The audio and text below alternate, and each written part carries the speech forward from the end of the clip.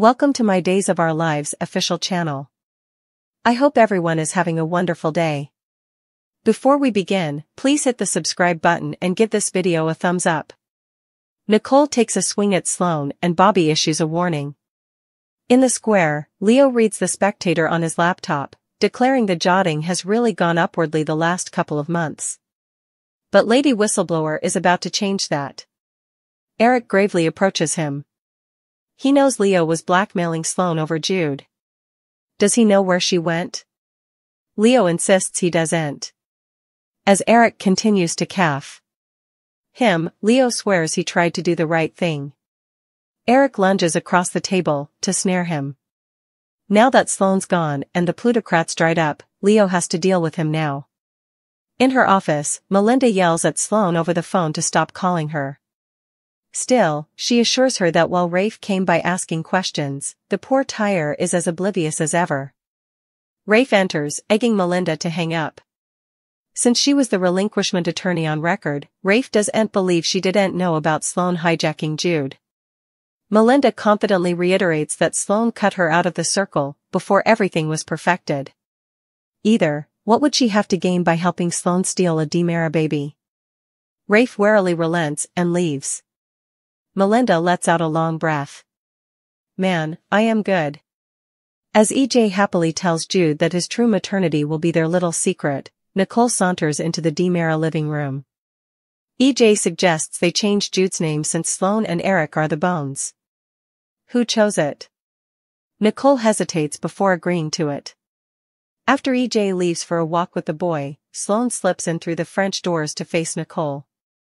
Stephanie comes to Marlena's office. She's feeling anxious and overwhelmed about Everett's intervention.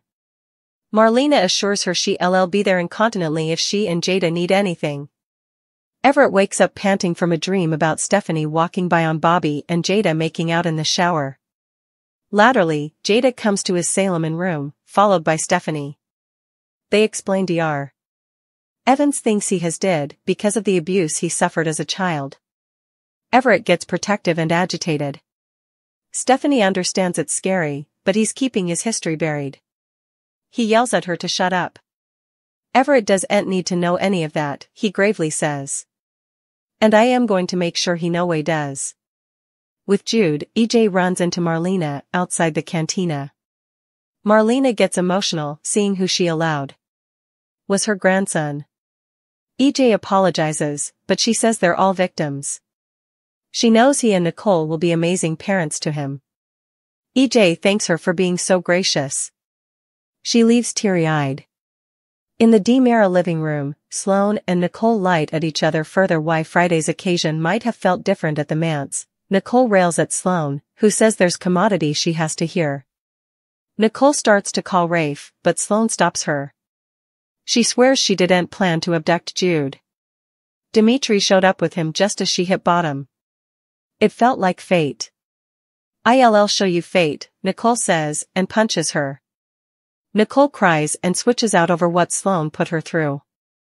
Sloan reminds her she did the exact same thing to Sammy. So perhaps she can extend her the same grace she was formerly given. No way. Nicole shouts. In the square, Leo desperately tries to defend himself, but Eric grabs him again. Leo yells for help as Rafe happens by. Eric orders Leo out of his sight. Leo scampers down. Eric explains that Leo wasn't any help in chancing Sloan. Rafe vows they aren't giving up. Eric knows, but chancing her won't make him a father again. Rafe thinks bringing her in will help, however. He recounts his discussion with Melinda, who swears she wasn't indeed at the handoff for the relinquishment. Eric corrects him. She handed them Jude at the door. At the Salem Inn, a menacing Bobby calls Jada his woman. They were so good together. She reminds him he cheated on her. He retorts that Stephanie was all Everett the putrefied queen thing isn't his vibe. What he and Jada had was special and real. Jada asks if he's indeed real. After further reverse and forth, Bobby maniacally shouts at them to get out. He throws open the door and finds Marlena standing on the other side. She wants to help him, but Bobby insists he'll make sure Everett is fine. There are unattractive effects from Everett's history that he doesn't need to face again. Everett doesn't need their help because he has him. Stephanie tries to appeal to Everett, assuring him she'll be there every for him step of the way. Bobby reprises, "Do'nt hear to her, do'nt hear to her," and also recoils in pain. He crumples to the bottom, holding his head. Bobby lies dazed on his side as Marlena checks his palpitation. Bobby warns they'll no way see Everett again. Marlena says his blood pressure is largely elevated and urges him to get treatment, however, also for Everett, if not for himself. He flatly says okay. Shaken, Stephanie intimately wonders to Jada, "What if I no way see the real Everett again?" A panicked Leo rushes to Melinda's office, looking for her protection. She assures him she just got Rafe off her reverse.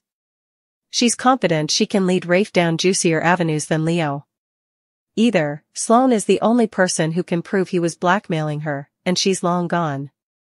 Latterly, Rafe returns to arrest Melinda. Outside the cantina, EJ and Leo peer into Jude's stroller. A trim Leo runs into EJ and Jude outside the cantina. He realizes that it didn't make sense for EJ to pay him to keep quiet about Jude.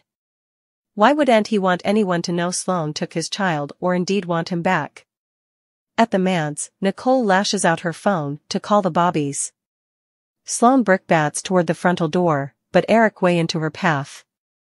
Coming on Days of Our Lives, Rafe wants Melinda to pay, and Kristen proposes an outrageous idea to Stefan. Nicole smacks Sloan, Bobby and Jada's encounter. Days of Our Lives, DOOL, spoilers recap for Friday, May 31st, reveals that Stephanie Johnson, Abigail Klein, stopped by Marlena Evans, Deidre Hall, office to get some advice ahead of Everett Lynch aka Robert Bobby Stein's, Blake Barris, intervention. Marlena indeed offered guidance and refocused out that she'd be hard in case Stephanie and Jada Hunter, Elia Cantu, demanded backup. Meanwhile, Everett aka Bobby pictured that Jada set up him in the shower and told him about a horrible dream of her own. Jada claimed Bobby aloud. He was Everett and this went on for months, but Bobby said she didn't have to worry about that now and kissed her passionately. When Stephanie appeared in the dream and brazened the brace, Everett woke up startled and ultimately answered the door to Jada. Stephanie followed moments laterally, so Everett assumed the timing was end a coexistence. Jada and Stephanie admitted they were there because Marlena suspected he'd dissociative identity complaint, but Everett claimed his memory problems were because of his auto accident injuries and came irate. Stephanie and Jada claimed Everett had once trauma that demanded to be dealt with, but Bobby resurfaced and said Everett didn't need to know about any of that since he was there to cover him. Bobby also claimed he was still married to Jada since Everett was the bone who inked the divorce papers, which left Jada unnerved. Jada questioned why Bobby still wanted to be married to her, but he argued that they were so good together. Stephanie tried to get through to Everett since she knew he was still in there nearly, but Bobby fought Everett out and cried for Stephanie to leave on with Jada. At the DiMera manse, EJ DiMera, Dan Feuereagle, talked to Nicole DiMera, Ariane Zucker, about demanding to pick out a new name for Jude Brady, Oliver McClarty.